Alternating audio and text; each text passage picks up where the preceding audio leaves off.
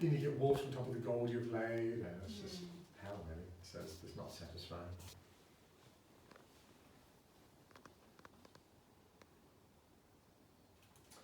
So if you botch the laying, and it can be repaired, it's not as disastrous as water gilding, it's probably because you're moving a bit when you drop it, or when you're rubbing it, you don't push down hard enough and the paper shifts. So they're the things, just when you drop, hold it above in the right place, then drop it, and push it in the middle, then spread outwards.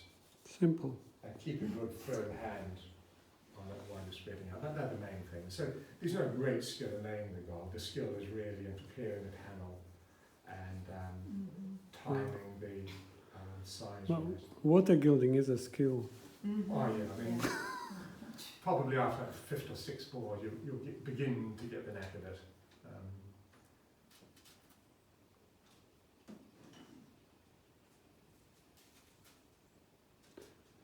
So you're not burnishing before you finish completely.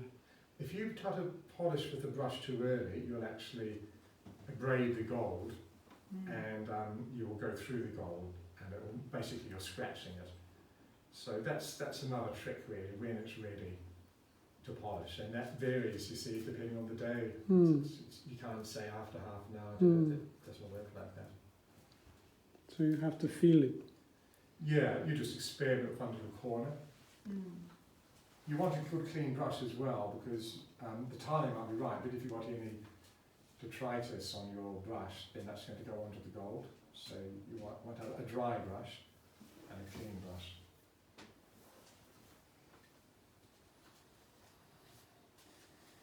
So the rubbing isn't to polish anything, it's just to make sure that the gold is adhered well.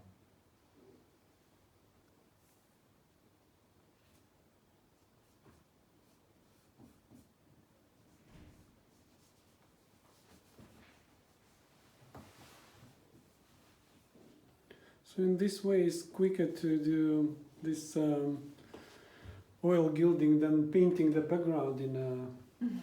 Well, yeah, it can be actually, because painting, it depends on the paint. If it's a vermilion, then basically you just slap vermilion on like house paint. There's no advantage in doing sort of subtle glazes. But if you're doing, I don't know, an ivory, then that requires a bit more time to get an interesting variation.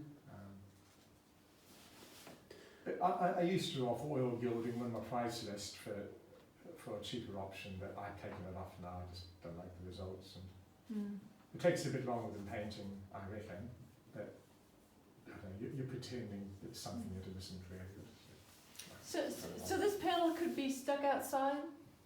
Well, In the weather? the gesso won't survive outside. The gesso won't. So, but I'm just saying that if you've got to gild metal or wood outside, then you've got to use this. You can't use water gilding.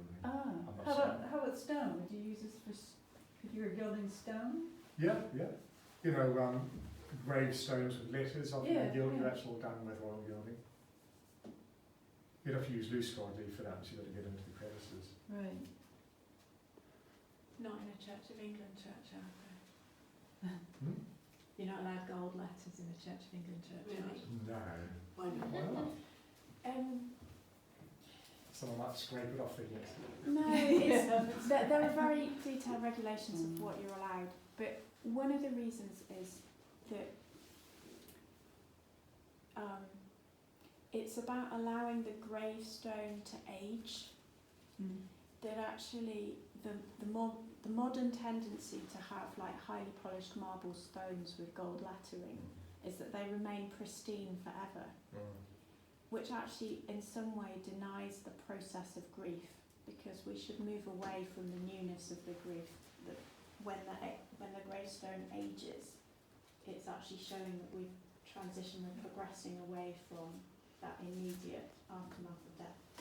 So, and then there's a kind of uniformity rule that for the look of the churchyard, it's if they have rules about how things go and things don't. Nobody has something that really kind of stands out and they over-gild it or... Look at me, I'm really important. I've got a huge, great big statue covered in gold. Or it's about equality before God.